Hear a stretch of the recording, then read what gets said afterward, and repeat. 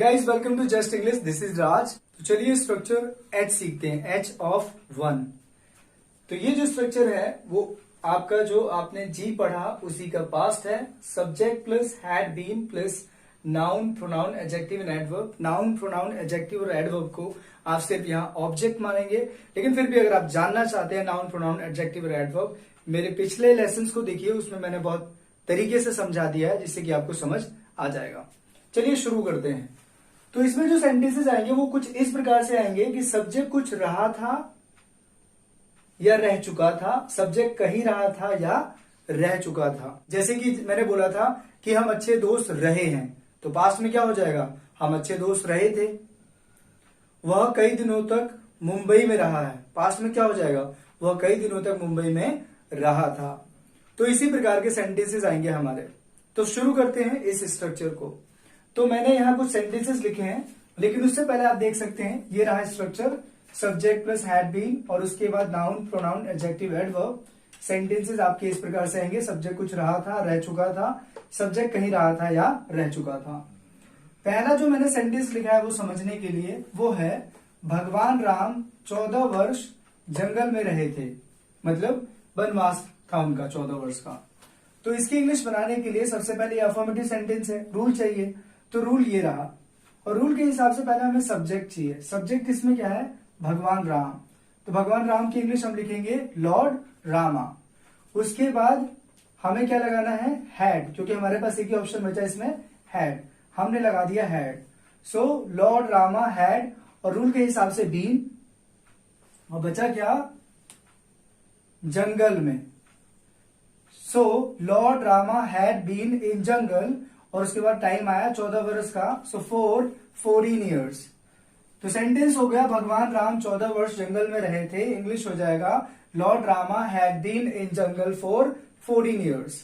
यही सेंटेंस अगर नेगेटिव में हो जाए कि भगवान राम 14 वर्ष जंगल में नहीं रहे थे, तो नेगेटिव रूल आ जाएगा आपके सामने, सिर्फ आपके हैड के बाद नॉट लग जाएगा, तो हो जाएगा lord Rama had not been in jungle for 14 years. चलिए अब सेंटेंस सीखते हैं, क्या से शुरू होने वाले हैं, इंट्रोगेटिव। तो मैंने एग्जांपल में लिखा है आप लोगों के लिए, क्या आप एक अच्छे स्टूडेंट रहे थे, क्या आप एक अच्छे स्टूडेंट रहे थे। तो इंट्रोगेटिव है, इसका रूल ये रहा आपके सामने। रूल के हिसाब से पहले हमें हेड लगाना है, तो हमने हेड लगा दिया। उसके बाद सब्जेक्ट चाहिए, तो सब्जेक्ट क्या है हमारा, आप।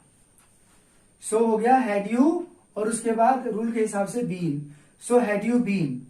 अब क्या बचा हमारा, एक अच्छे student, so had you been a good student, मतलब क्या आप एक अच्छे स्टूडेंट रहे थे। इंग्लिश बन गई had you been a good student. अगर इसी सेंटेंस को हम लोग इंट्रोगेटिव नेगेटिव में कर दें कि क्या आप एक अच्छे स्टूडेंट नहीं रहे थे, तो क्या होगा, बस इस सब्जेक्ट के बाद नॉट लग जाएगा, तो रूल हो जाएगा ये, क्या आप एक अच्छे स्टूडेंट नहीं रहे थे, तो हो जाएगा had you not been a good student. अगला जो सेंटेंस है हमारा WH है, मतलब वो वाक्य जिन वाक्यों में क्यों कब कैसे बीच में आता है। तो सेंटेंस है, तुम वहां क्यों रहे थे। रूल के हिसाब से हमारे पास पहले WH और उसके बाद had, subject, been, noun pronoun adjective और एडवर्ब, जो कि हमारा ऑब्जेक्ट होगा।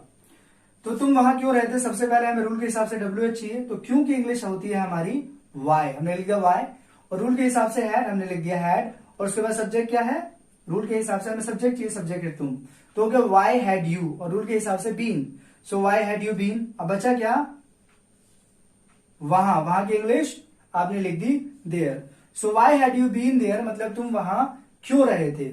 यही सेंटेंस अगर WH नेगेटिव में हो जाए कि तुम वहां क्यों नहीं रहे थे, तो क्या करना होगा, सिर्फ आपको नॉट लगा देना होगा, तो हो जाएगा why had you not been there. इस तरह से ये सेंटेंस ट्रांसलेट हो गया।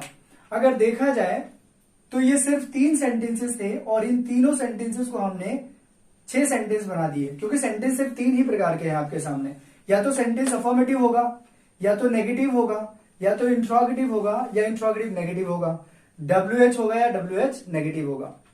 तो इसी प्रकार से हमने अगर ये 6 सेंटेंसेस आपके सामने ट्रांसलेट कर दिए हैं, तो अगर आप इन सेंटेंसेस को देखें और इन सेंटेंसेस के सामने ये इसकी इंग्लिश देखें, और इंग्लिश के बाद आप इन रूल्स को देखें, तो आपको समझ आएगा, अगर आप इसे ऑब्जर्व करें कि ये सेंटेंसेस कैसे बने हैं और इसी बिहाफ पे इस प्रकार के किसी भी सेंटेंस को बहुत आसानी से आप ट्रांसलेट कर सकते हैं। समझना क्या होगा कि जो चीजें लिखी जा रही हैं इनको ठीक से समझना होगा।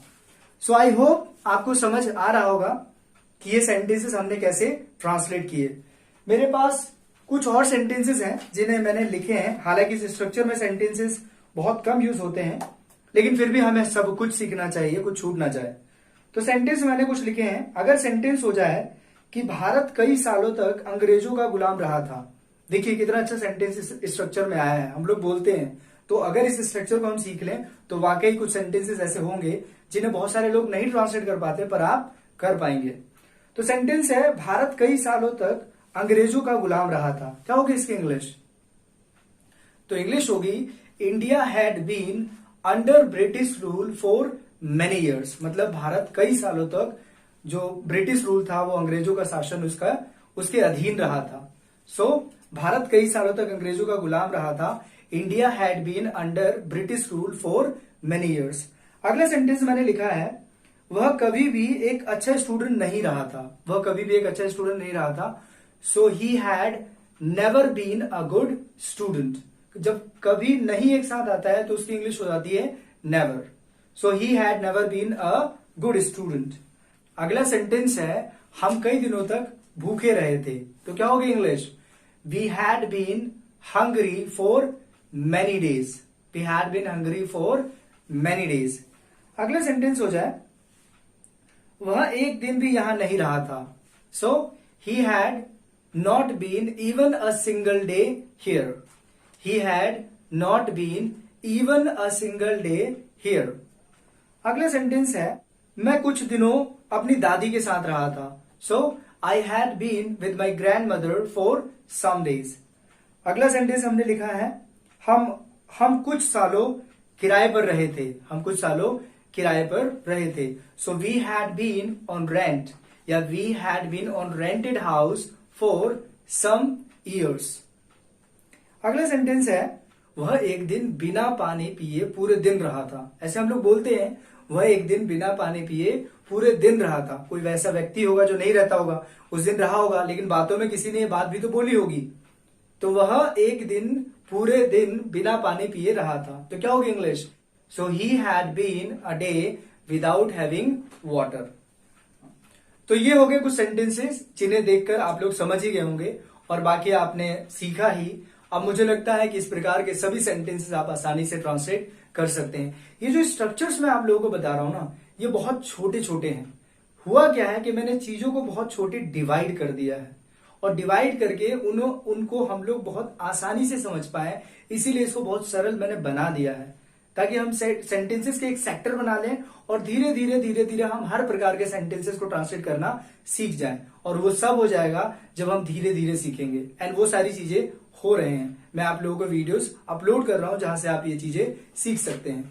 चलिए तो फिर मिलते हैं अगले स्ट्रक्चर में। आज के लिए इतना ही। Thank you so much guys, have a nice time, bye bye.